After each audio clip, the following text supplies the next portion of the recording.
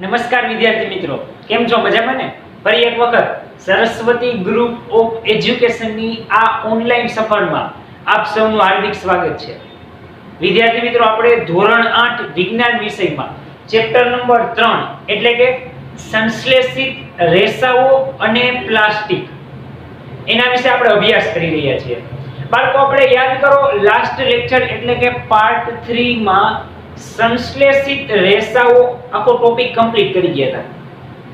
Last આપણે એમાં સંશ્લેષિત રેસાઓના ગુણધર્મો જોઈ ગયા હતા.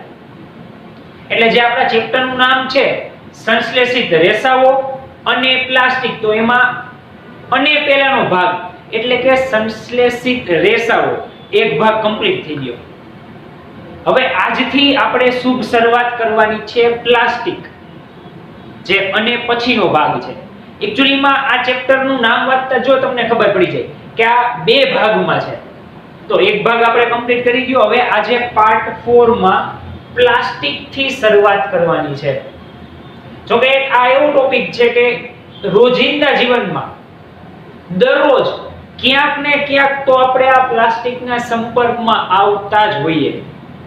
એકેય દિવસ એવો ન ગયો હોય કે આપણે પ્લાસ્ટિકનો ઉપયોગ ન કર્યો હોય. થાતો જ હોય, સવાલ વગરની વાત છે. બરાબર, ચિપ્સ લઈ તો જે પોકેટ હોય, ચિપ્સનું રેપર, ચોકલેટનું રેપર, કેટલી બધી વસ્તુઓ અગણિત છે કે જેમાં આપણે પ્લાસ્ટિકના સંપર્કમાં આવતા જ હોઈએ છીએ. પછી આપણે તો કે અત્યારે જે કુદરતી પર્યાવરણ છે ને બચાવવા માટે હાલ સરકાર પણ એવા બધા ઘણા પ્રયત્નો કરે છે કે જેમ બને એમ પ્લાસ્ટિકનો ઓછો ઉપયોગ કરવો.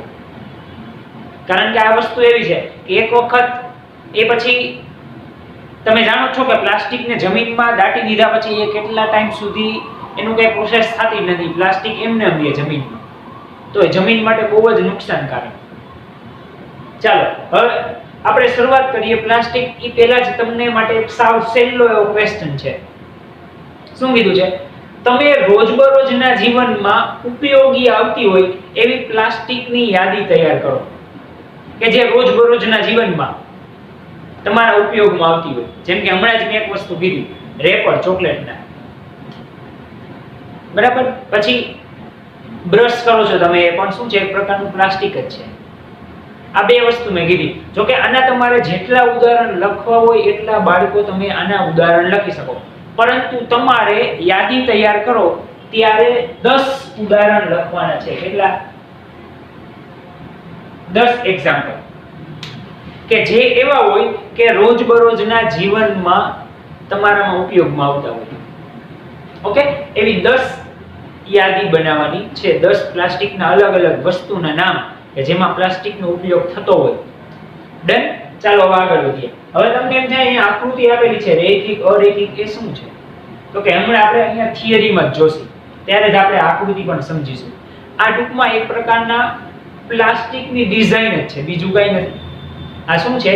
એક પ્રકારના પ્લાસ્ટિકની ડિઝાઇન છે. બે પ્રકારે હોય, રેખિકમાંય હોય, અરેખિકમાંય હોય. હવે તમને જોતા જ ખબર પડી જાય રેખિક અરેખિકમાં શું છે. રેખિક એટલે શું? સિંગલ છે. અરેખિક એટલે જો તો કે જોડી દીધું, ડબલ થઈ ગયું. બીજું એમાં કઈ નવું નથી. ઓકે, હમણાં આપણે આગળ આવશે ત્યારે ફરી પાછી એની ચર્ચા કરીશું. પ્લાસ્ટિક પણ એક પ્રકારનું પોલિમર જ છે, બીજું કઈ નથી. પ્લાસ્ટિક શું છે? એક પ્રકારનું પોલિમર જ છે. ડન? આ વસ્તુ યાદ રાખજો ખાસ. આગળ જોઈએ. દરેક પ્લાસ્ટિકમાં એક સમાન ગોઠવણી હોતી નથી. જો હમણાં મેં તમને કીધું બધાયમાં એક સમાન ગોઠવણી ન હોય. જેમ કે અમુક પ્લાસ્ટિક તો કે ખુરશી પ્લાસ્ટિકની હોય, નાના છોકરાઓની રમકડાની ગાડી હોય પ્લાસ્ટિકની, પ્લાસ્ટિકનું પ્લેન હોય. બધાયની ગોઠવણી પ્લાસ્ટિકની કેવી હોય? અલગ અલગ હોય. એનો આકાર અલગ હોય, તો ગોઠવણી કેવી હોય? બધાયની અલગ અલગ હોય છે. આગળ જોઈએ. કેટલાકમાં રેખિક તો કેટલાકમાં અરેખિક ગોઠવણી હોય છે. એટલે કે કેટલાક પ્લાસ્ટિક એવા હોય કે એક જ ભાગમાં પૂરા થઈ જતા હોય. કેટલાક જાડા પ્લાસ્ટિક હોય, એક ભાગમાં પૂરા થાય નહીં, તો એમાં એકની નીચે બીજું અથવા સાઈડમાં અરેખિક ગોઠવણી કરવી પડતી હોય. અહીં કીધું ને રેખિક અરેખિક. એ કેના ઉપરથી ખબર પડે? તો કે પ્લાસ્ટિકના આકાર ઉપરથી ખબર પડે આ રેખિક છે કે અરેખિક છે. જો એ બહુ જાડું હોય તો કેવું હશે? અરેખિક. અને પાતળું હશે તો રેખિક હશે. મતલબ કે એમાં એક જ પટ્ટી હશે પ્લાસ્ટિકની. જાડું હોય તો એમાં એકથી વધારે પટ્ટી હશે તો એ કેવું હશે? અરેખિક. એમ સમજી લ્યો આ એક પ્લાસ્ટિક છે, આ ચોરસ રહ્યું નહીં, ચાલો. ઓકે, તો આ એક લાઈન થઈ રેખિકની. હવે બધાયમાં એક લાઈન હોય એવું જરૂરી નથી. શેપ પ્રમાણે લાઈન હોય તો આ કોકમાં બીજી લાઈન નીચે પણ જોડવી પડે. તો એ કેવું થયું? અરેખિક પ્રકારનું પ્લાસ્ટિક. ડન? ખબર પડી ગઈ આ શું છે? ટૂંકમાં એક પ્રકારની ચોરસ આકૃતિ કરીને આપણને બતાવી દીધું છે કે જસ્ટ આપણે સમજવા માટે કે પ્લાસ્ટિકની ગોઠવણી અલગ અલગ આકારોમાં કેવી રીતે ગોઠવાયેલી હોય છે. ઓકે, આગળ વધીએ. પ્લાસ્ટિકને સરળતાથી જે કોઈ પણ આકારમાં તમારે ઢાળવો હોય એ આકારમાં વિદ્યાર્થી મિત્રો તમે ઢાળી શકો છો.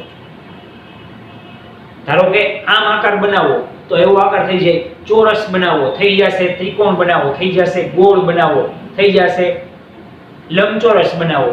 કોઈ પણ આકારમાં તમારે ઢાળવો હોય પ્લાસ્ટિક ઢળી શકાશે. ત્યારબાદ ફરીવાર વાપરી પણ શકાય છે. એટલે કે તમે એનો રીયુઝ પણ કરી શકો છો. એક જ પ્લાસ્ટિક હોય બરાબર, એ ઉપયોગમાં આવી ગયો, હવે એને તમે ઓગાળીને એને પાછા ફરીવાર રીયુઝ કરી શકો છો.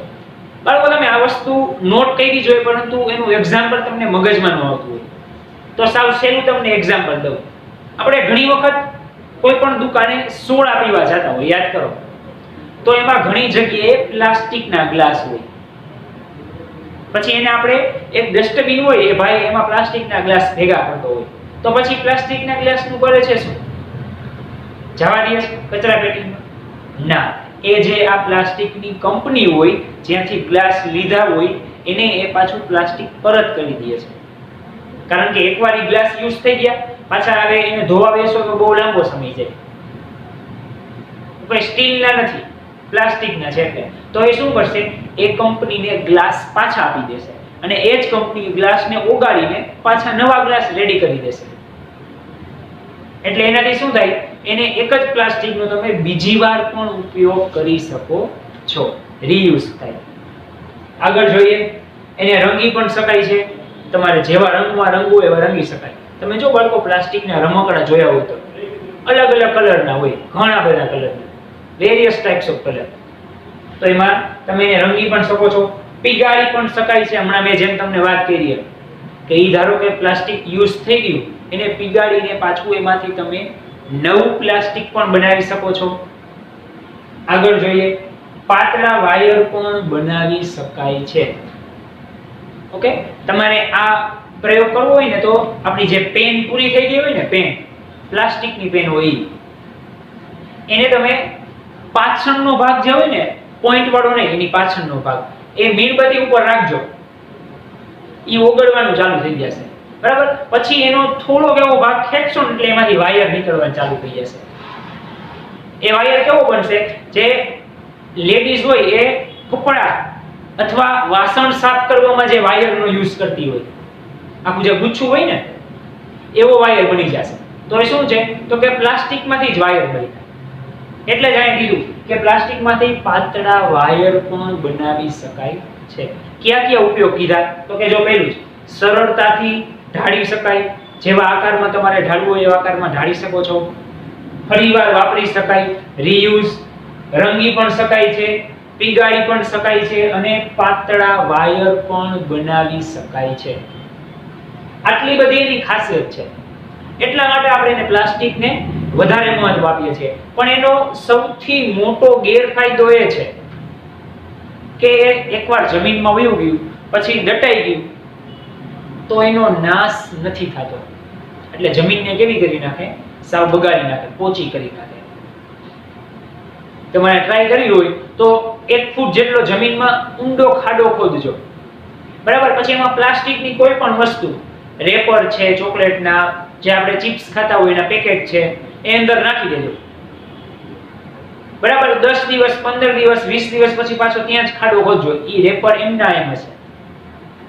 શું કામ? કેમ કાંઈ ન થયું? એટલા માટે જ કે જમીનને પણ નુકસાન કરે છે. એના બદલે બીજી એક વસ્તુ દાટી દીધી હોય તો બે વસ્તુ દાટજો, કોઈ પણ ફ્રૂટ શાકભાજી દાટજો, ઓનું નામનું નિશાની નહીં હોય. જ્યારે અહીંયા શું જોઈએ છે એમને એમ હશે, એને કાંઈ ફેર પડતો નથી. એ મોટો એનો ગેરફાયદો છે. બાકી તો આ તમને કીધું એમ આટલા બધા ફાયદા છે, પરંતુ એક ગેરફાયદાને લીધે આપણે પ્લાસ્ટિકનો ઓછો ઉપયોગ કરવાનું કહેવામાં આવે છે. આગળ વધીએ. આ બધી વસ્તુ એવી છે કે સાવ સહેલી છે, તમે રોજબરોજના જીવનમાં આનાથી ઉપયોગમાં આવ્યા જ હોય, પરંતુ આપણને ખાલી લખતા આવડ્યા કઈ રીતે લખવું, એટલે એમ સમજી લ્યો પ્લાસ્ટિકનો ટોપિક ક્લિયર. ઓકે, આગળ વધીએ. શું પ્લાસ્ટિકની દરેક વસ્તુને સરળતાથી વાળી શકાય છે? તમારા માટે ક્વેશ્ચન છે. બધી વસ્તુ એવી હોય કે તમે પ્લાસ્ટિકની હોય એને તમે વાળો અને વળી જાય એવું જરૂરી છે? વિચારો તો, શું એવું સરળતાથી બધી પ્લાસ્ટિકની વસ્તુને તમે વાળી શકો છો? ચાલો હવે એના માટે આપણે એક પ્રયોગથી સમજીએ, મજા આવશે તમને. લાઈવ પ્રયોગ બતાવીશ. પ્રયોગ જેવું તો ન કહેવાય એક્ચ્યુઅલીમાં, પણ આ સાવ સહેલો ટોપિક છે. ધારો કે મારી પાસે અત્યારે પ્લાસ્ટિકની 2 થી 3 વસ્તુ છે. ચાલો પહેલા તો કે દતિયો, આ પણ જો એક પ્રકારનો પ્લાસ્ટિક જ છે. ત્યારબાદ એક આ રેપર છે પ્લાસ્ટિકનું, અને એક આ પ્લાસ્ટિકનું ઢાંકણું છે. ચાલો હવે આપણને પ્રશ્ન શું પૂછ્યો છે કે શું પ્લાસ્ટિકની દરેક વસ્તુને સરળતાથી વાળી શકાય છે? બરાબર, બેવડું વાળી દેવું. હવે આ 3 વસ્તુ આપણને આપેલી છે, તો શું તમે ત્રણેય વસ્તુને સરળતાથી વાળી શકો છો? ચાલો આપણે એક પછી એક ટ્રાય કરીએ. ધારો કે પહેલા આપણે પ્લાસ્ટિકના રેપરની ટ્રાય કરીએ. તો ચાલો આ વસ્તુ જો તમારે જેવડી વાળવી હોય તમે વાળી શકો. જો આ છે, આ વાળી દીધી, હજી આને પાછી વાળી દીધી. ચાલો હજી નાનું કરી દીધું, થઈ ગયું. હતો કેવડો ભાગ, થઈ ગયો કેવડો. ચાલો પાછું નાનું કરી દીધું. તમે જોઈ શકો છો બાળકો, જેવડી વાળવી હોય એવી વળી જાય. અને તમે ગરમ કરો તો ઓગળી પણ જાય. આ શું થાય? ઓગળી પણ ભાઈ. જો કેવડો ભાગ હતો, આવડો ભાગ થઈ ગયો.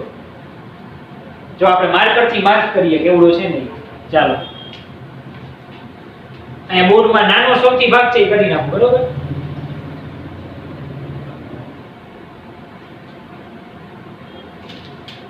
ચાલો આવડો ભાગ થયો. હવે તો કે કેવડો હતો એક્ચ્યુઅલીમાં આપણે જોઈએ. આપણે આને ચોરસ કરી નાખીએ આવડું. ચાલો હવે એક્ચ્યુઅલીમાં છે કેવડો, તો કે ખોલી નાખી પાછું. જોઈ શકો છો તમે, ઈ પણ આપણે બોર્ડમાં દોરી દઈ. કેવડો ભાગ હતો એનાથી વાયડો કેવડો થયો.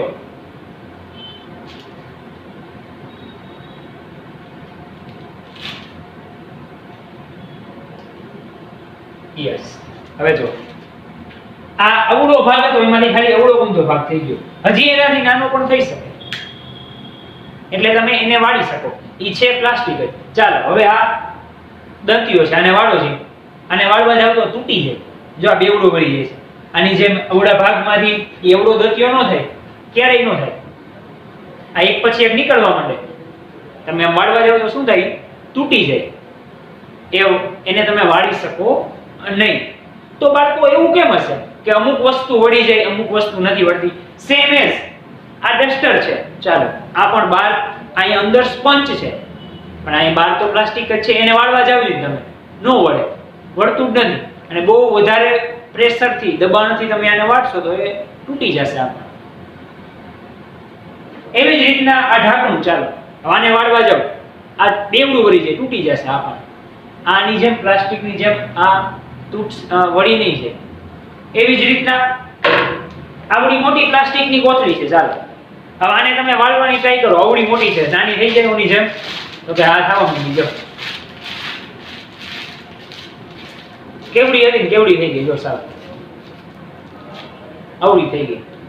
આવડામાંથી આવડી વસ્તુ થઈ ગઈ ખાલી. જો હવે આને પાછી ખોલીએ તો છે.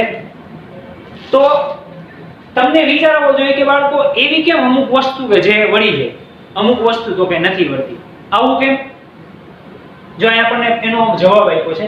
તમે નોંધશો કે બધી જ પ્લાસ્ટિકની વસ્તુ સરળતાથી વાળી શકાતી નથી. હમણાં આપણે જોયું, બધી વસ્તુ તમે ન વાળી શકો. અમુક વસ્તુ વળી જાય, અમુક વસ્તુ તૂટી જાય. બરાબર, તો એના પ્રકાર વિશે હવે આપણે જાણવાનું છે. ચાલો જોઈએ આગળ. અમુક વસ્તુ વાળતા તૂટી જાય છે. જેમ કે હમણાં આપણે વાત કરી, દતિયો તમે વાળો, આ દતિયો હોય એ તમે વાળવા જાવ તો બેવડો વળી જાય. વાળો તો તૂટી જાય, વધારે પ્રેશર દઈને તો ઈ નો વળે. પ્લાસ્ટિકની બોટલને ગરમ કરવાથી તેનો આકાર વિકૃત થઈ જાય છે કે તૂટી જાય છે. જે આપણે રોજબરોજના જીવનમાં થમ્સ અપ પીતા હોય, કોકા કોલા, પેપ્સી, સ્પ્રાઇટ, ઘણી બધી પ્લાસ્ટિકની આપણે બોટલ જે છે એ ઉપયોગમાં લેતા હોય. એને તમે ક્યારે ગરમ કરી, એને એકવાર ગરમ કરવાની ટ્રાય કરજો. એનો જે બોટલનો આકાર હોય ને એ ડિસ્કો કરવા માંડશે, સાવ આમ સંકોચાઈ જાય અને આવડી ગમતી બોટલ થઈ જાય. શું થઈ જાય? એનો આકાર વિકૃત થઈ જાય અને છેલ્લે બોટલ તૂટી જશે. કા ભાઈ એવું કેમ? કારણ કે એવા પ્રકારના પ્લાસ્ટિકને થર્મોપ્લાસ્ટિક કહે છે. કેવું પ્લાસ્ટિક કહે છે? થર્મોપ્લાસ્ટિક. મેઇનલી પ્લાસ્ટિકના બે પ્રકાર, થર્મોપ્લાસ્ટિક ને થર્મોસેટિક. એમાં આપણે હમણાં થર્મોસેટિંગ વિશે પણ ચર્ચા કરીશું, પણ એ પછી કરીશું. પહેલા આપણે જોઈ લઈએ થર્મોપ્લાસ્ટિક. થર્મોપ્લાસ્ટિક એટલે એવી વસ્તુ કે જે વાળતા ઈ તૂટે નહીં. એને શું કહેવાય? થર્મોપ્લાસ્ટિક કહેવાય. પોલિથીન અને પીવીસી. પીવીસી એટલે તો કે તમે જો પીવીસી ના પાઇપ આવતા હોય, તમે નામ સાંભળ્યું હોય તો. પાઇપ છે તો કે કેના છે? પીવીસી ના છે. એનું પૂરું નામ શું થાય? તો કે પોલીવિનાઇલ ક્લોરાઇડ. અહીંયા લખું છું, લખી લેજો, આ એક માર્કમાં પૂછાઈ શકે. પીવીસી એટલે શું થાય? Polyvinyl chloride. આ પીવીસી નું પૂરું નામ થશે. એક માર્કમાં મોસ્ટ આઈએમપી. આગળ પણ તમે જેમ સાયન્સમાં અભ્યાસ કરશો એમ તમારે આ નામ આવશે જ, પીવીસી. તો આ બે શું છે? પીવીસી અને પોલિથીન. આ બે થર્મોપ્લાસ્ટિકના જે એક્ઝામ્પલ છે. રમકડા, કાંસકા, અલગ અલગ પ્રકારના પાત્રો, આ બધાય થર્મોપ્લાસ્ટિકમાંથી જ બનાવવામાં આવે. કારણ કે જો મેં હમણાં તમને કીધું, આ કાંસકો છે એ તમે વાળો તો શું થાય? તૂટી જાય. તો આ શું થયું? એક પ્રકારનું થર્મોપ્લાસ્ટિક થયું કે વાળતા એ વળતું નથી. શું થાય? તૂટી જાય છે.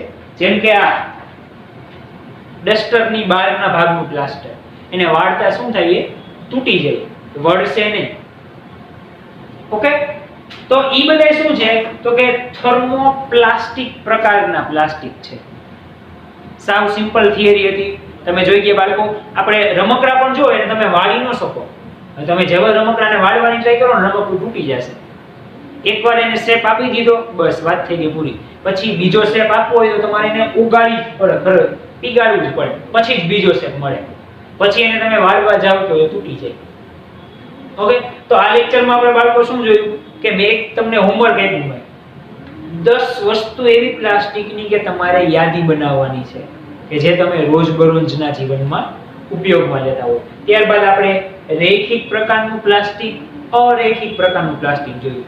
છે પ્લાસ્ટિક જ, પરંતુ એક ચોરસ બોક્સના ઉદાહરણની મદદથી આપણને સમજાવેલ છે ખાલી, બીજું કંઈ નવું નથી. પ્લાસ્ટિક પણ એક પ્રકારનું પોલિમર જ છે. ઉપરાંત એના ઘણા બધા ઉપયોગ છે. ક્યાં ક્યાં?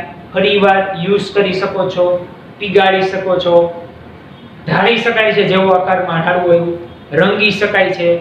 ત્યારબાદ પાતળા વાયર પણ બનાવી શકાય છે. પછી આપણે આગળ એક એક્ટિવિટી કરી લાઈવ, તો કે થર્મોપ્લાસ્ટિક પ્રકારના પ્લાસ્ટિક એટલે એ કેવા? તો કે જે પ્લાસ્ટિક એવા કે તમે વાળવાની ટ્રાય કરો અને તૂટી જાય તો એને આપણે થર્મોપ્લાસ્ટિક કહીએ છીએ. એના એક્ઝામ્પલ પીવીસી, પોલિથીન, રમકડા, કાંસકા, અલગ અલગ પ્રકારના પાત્રો. પીવીસી નું ફૂલ ફોર્મ શું થશે?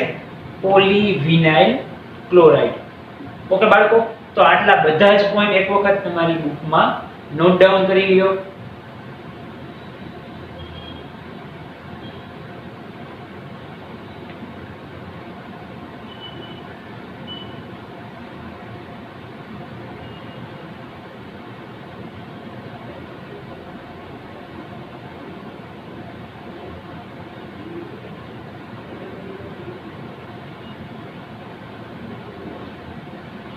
ઓકે બાળકો, તો આજના લેક્ચરમાં આપણે પ્લાસ્ટિક વિશે માહિતી મેળવી.